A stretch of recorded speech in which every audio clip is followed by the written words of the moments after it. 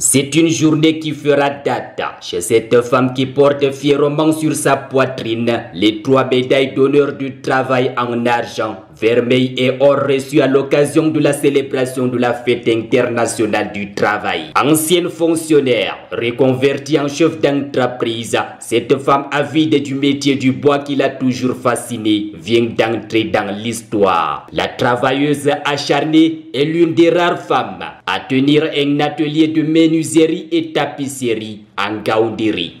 Je travaille, ça fait déjà 15 ans que je travaille. Je travaille aussi à Douala. À Douala, ce n'était pas la tapisserie, c'était plutôt les travaux publics à Dokoti. J'ai travaillé là-bas pendant, je crois, 12 ans. Et l'effet de rester au quartier, ce n'est pas la solution. Et d'attendre à un homme, ce n'est pas la solution. Parce que ce travail m'a amené très loin. Aujourd'hui, voilà ce que je suis. De ce que je ne m'attendais pas. Je n'avais jamais imaginé. Donc, ils peuvent aussi le faire comme moi. Chez cette pionnière dans son domaine, l'efficacité est une obsession. Résultat de course, elle réussit à transformer sa petite structure en une entreprise rentable. Menuisière et tapissière depuis 15 ans, elle a eu un parcours qui est tout sauf une partie de plaisir. Celle qui a cultivé l'image d'une femme de fer afin de s'imposer dans ce milieu dominé par la gente masculine, a eu parfois recours à la manière forte. Et les menaces, parfois, je laissais mon bois, ça faisait une semaine, je ne touchais pas à ça. Quand je reviens, je commence à gronder. Bon, on peut faire mon travail, on peut toucher, on peut aussi laisser. Alors, parfois, j'allais à la gendarmerie. Et la gendarmerie venait leur dire, mais faites attention, faites le travail de cette dame. Je n'avais pas encore, j'étais pas encore aussi entré. J'avais encore de la force. J'étais très solide. C'était pas facile. J'ai même des collègues, j'ai des frères qui m'ont beaucoup menacé sur le terrain.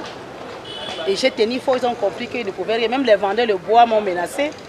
Même les gens de la machine, quand j'allais même à la machine pour scier le bois, il faut taxer cher. Et quand on me taxait cher, je payais. Et je retrouvais mon argent. D'après ses enfants, fascinés par ce qu'elle a accompli, ces médailles sont le fruit d'un dur labeur. Et ma maman, dans ce qu'elle fait en fait, c'est pas facile.